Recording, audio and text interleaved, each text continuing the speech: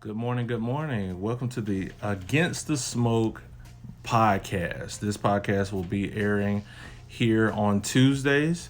So be sure to follow East Alabama Mental Health Center. My name is Jason Flowers. I'm sitting here with East Alabama Mental Health Center's prevention team. How y'all doing today? Pretty good. Good morning. Good Pretty good. morning. I'm going to let everybody introduce themselves and their position here at East Alabama Mental Health. Morning, I'm Ashley Williams, prevention specialist with Tallapoosa County. I'm Bailey McConnell, also prevention specialist with East Alabama.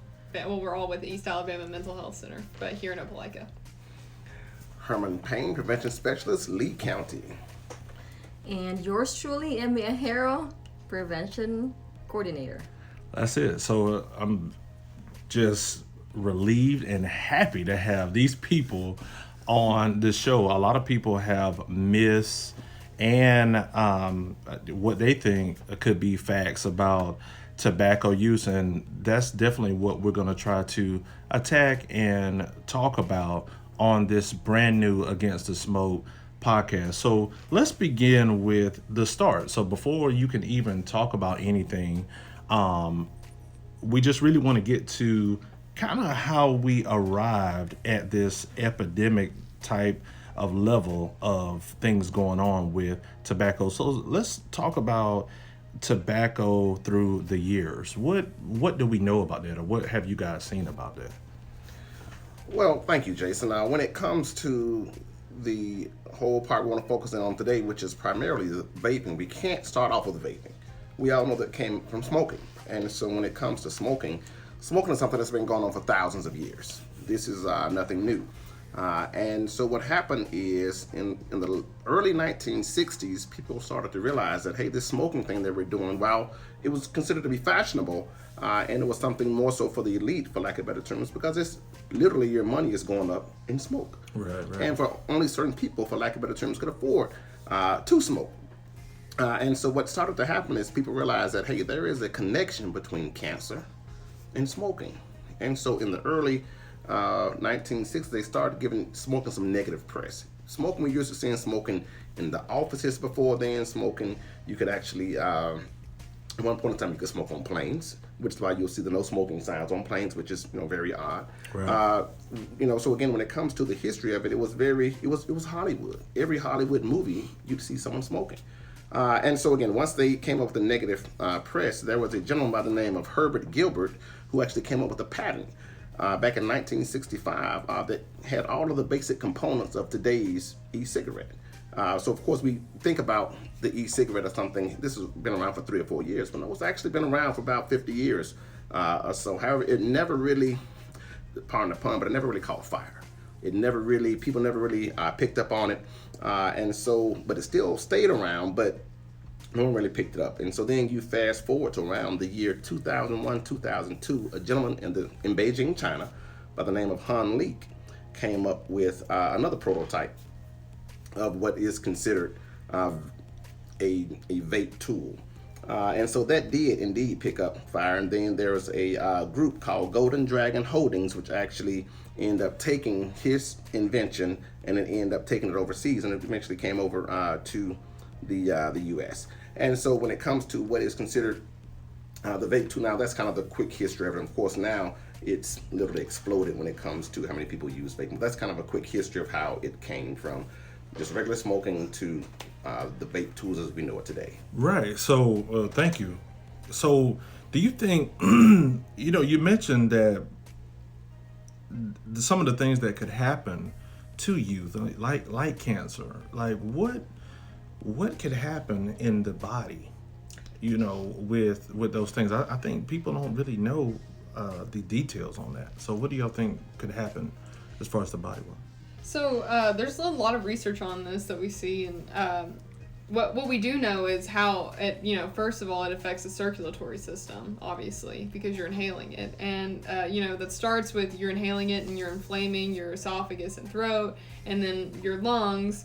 And then this gets into your bloodstream. And we could talk about things like free radicals that we find in cigarettes, which is, microscopic metal pieces that we're actually inhaling into our lungs, and also along with And people think with vaping that it's just nicotine. That is the lie that I hear a lot with young people. It's that it's just nicotine and what they quote unquote juice. And what we see is there's actually hundreds of other chemicals, just like in cigarettes and vape. But the thing is we have the research on cigarettes, on what it does to the body. We have the research that it raises the blood pressure, that it causes heart problems, and there's even still more research to be done on what all cigarettes can do to the body, even though it's been around for thousands of years and we've been testing it for half a century. But with vaping, it's just taken off to a level where it's declared an epidemic among young people. There's just not the research that we have with vaping that there is with cigarettes, but we're seeing a lot of the same patterns that we see in cigarettes. Nice. So, before you guys got here, I was doing a little research, and I scrolled upon an article that talked about vaping products disguised as everyday items. This thing of vaping has become so big, and the students are using these vapes not only to feel a certain way, but to also manipulate teachers and manipulate parents. I've seen where these products disguised as hoodies now. They're using those backpacks with tubes in them.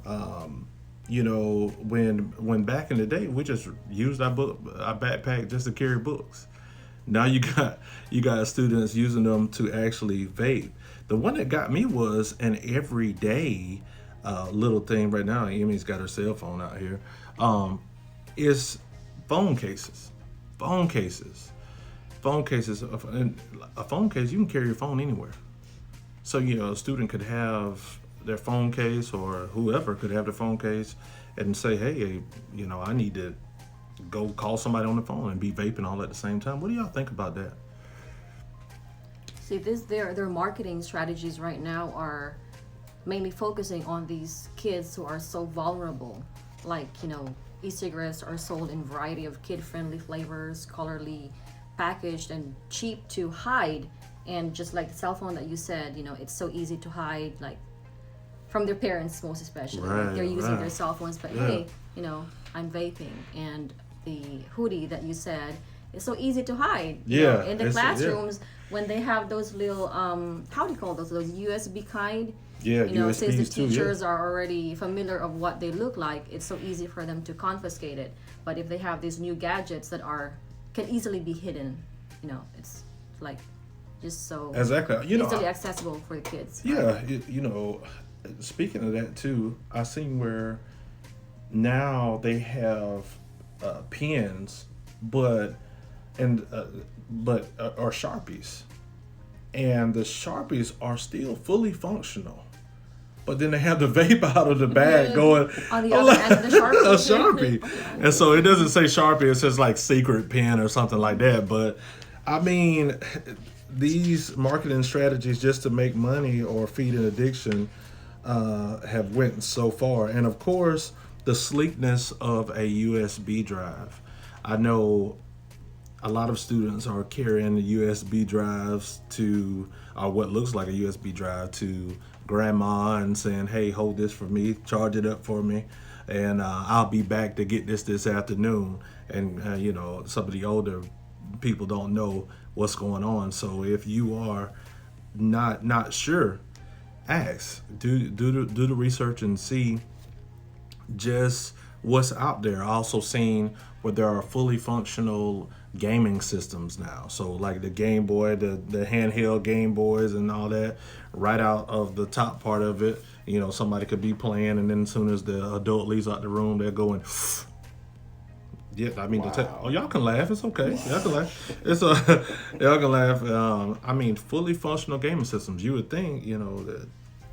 Are you mean to say that there's a vape in that control system Absolutely. that they're playing? In the control system. So you're mixing a gaming system that could possibly get hot if you play it too long, and you're mixing heat fire, and electronics all together. What could possibly happen with that? You know what I'm saying? Well, Blow your lungs off. one of my other jobs, I work for the airline industry, and one thing that we're required to say for passengers who are about to board, or excuse me, passengers who are about to bring luggage onto the plane, is we ask the question, do you have any e-cigarettes? And then by asking that question, we're trying to find out if there is indeed a battery or something attached. Because if so, we have to tell them to take the battery out, because those batteries have been known to explode. So as you mentioned, that there's definitely challenges when it comes to the e-cigarette epidemic. An exploding vape on a plane, not really what someone wants. That's not cool, yeah. Right. So you're working in airline, right? Yes, ma'am. So how do they detect those? I mean, could you detect that this USB is We can't detect it. We ask through the the question. X-ray? No. Nope, we just ask the question, and so we have to rely on the honesty of the passenger. We say, hey, do you have a e-cigarette, with the battery attached? And if so, we'll say, take the battery out. That's kind of how it works. So, moving on, and sometimes when you bring so much attention to something, sometimes a lot of these companies are using any kind of press, whether it's negative or positive, to make sales or anything like that. I guess the next question I want to ask is like, what do you guys think the solution is to all this? What can youth who may feel as though they are addicted do to help themselves or help someone that they may love or care about? Well, one thing you can do is just to stay busy. That's one way that you can keep your mind off of vaping. You can keep your mind off of, if you're trying to quit, you can keep your mind off of the withdrawal symptoms or the cravings. So some of the things you can do, some different activities, is go for a walk, ride a bike, do your favorite workout. Another thing you can do is just drink water. That's one, in my research, that's what I saw that you could do. And relax with deep breathing. That's one of the techniques you can do. You can make a playlist of your favorite music or do different things like that. Just stay busy. Find something to avoid your vaping triggers. Right. So you said create a playlist of your favorite music. What is something that you would listen to? Or if you were trying to, because I know music changes through the years, but what is something that you guys listen to on a regular basis to kind of relieve your stress? One thing I listen to is Ashley, just say love songs. You like love songs. Love songs. Y'all heard that first on the podcast. Ashley likes love songs. That's it. Calms you it. down. It's relaxes death your metal. mind. That's so sweet. Yeah. I was going to tell y'all, so when y'all got here, we watched Trolls 2, the brand new Trolls 2 that just came out, and they had some really good songs on there. But one song that I was thinking about was "Girls They Just Want to Have Fun." Girls, they want to have fun. Oh, that's not true. Oh, girl, that's a different podcast, Amy. I'll tell you. But yeah, That's a separate one. That's a separate one. Yeah, Bailey, what do you listen to? What's a good song to help you relax? That's difficult. I've been into disco lately. Oh yeah. I've been listening to disco lately. There's a lot of new age disco out there. You guys should go do your research on the new age disco because it's funky. So that's Disco. gonna be multitasking for Bailey, relaxing, her Discoing. mind, and then dancing at the same time. Right. Yeah. Getting herself busy. Right. What about you, Herman? What about you? I prefer classical music. I listen to Bach, Beethoven. Tupac and Beethoven. That's it. That is classical. Bach. I was waiting for Herman to say reggae. B-A-C-H, Bach. Reggae. Yep. So I'm actually working with. I'm teaching my granddaughter for release right now. So I enjoy that type of music. It's something about Herman too is that Herman, you speak a few different languages as well. I'm conversational in Spanish, but I can do some basic greetings in about 10 or 11 different languages. That's it. So how would you say "don't vape" in Spanish? How would if I'm putting you on the spot, then just be like, No problema, señor. Si yo puedo decir algo como no vape or no smoking. It was no fumar. Hey, that was right on the spot. Right on the spot. You may have some Hispanic listeners too, you know. Absolutely. Entonces, para las personas que hablan español, por favor, no fumar. Nice. So, Emmy, what is it that you listen to? You know, just y'all. I'm gonna tell y'all on this podcast. Emmy is very shy, and we're proud of y'all. Clap for Emmy. Yes.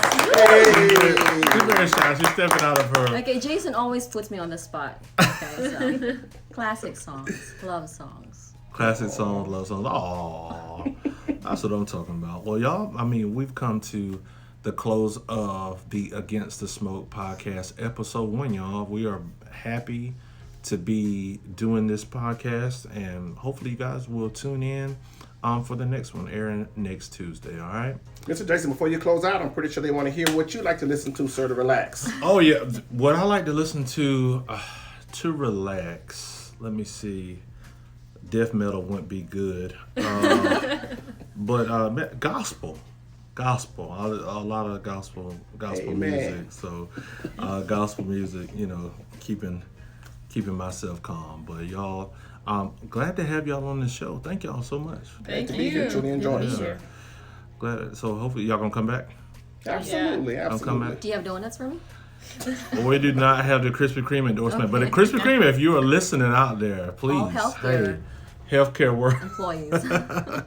Yeah, you know, I want real quick though, before I let y'all go, I want to jump back real quick. How do you guys think that vaping and this whole COVID-19 thing kind of go hand in hand? Do y'all think like it's smart to be vaping right now and sharing vapes and all that? What's the opinions on that real quick? Yeah, I mean, obviously sharing vapes is a huge no-no right now, considering you're supposed to be 6 feet apart, people. Right. But like, And we are right here in the We are studio. right We are now. 6 feet apart, y'all. Implementing 6 feet apart. Absolutely. so yeah, sharing a mouthpiece not a good idea. But also like I cover like the physiology of smoking and vaping, and we see in smoking cigarettes it does affect the immune system, and we still don't quite understand how that works even after half a century of studying that. So Wow. vaping, like I said earlier, there's just not that much research on it and from the physiology standpoint, but we're seeing how it's very similar to cigarettes and how it affects the body. So it's safe to assume that inhaling something with chemicals in it is not good for the immune system, because your body is going to attack it, and your body's going to be focusing on that rather than fighting off any other unborn or new pathogens in the body, Nice. like COVID-19. Wow. So y'all heard that here first. So do not vape, period. Bye-bye. See y'all next time.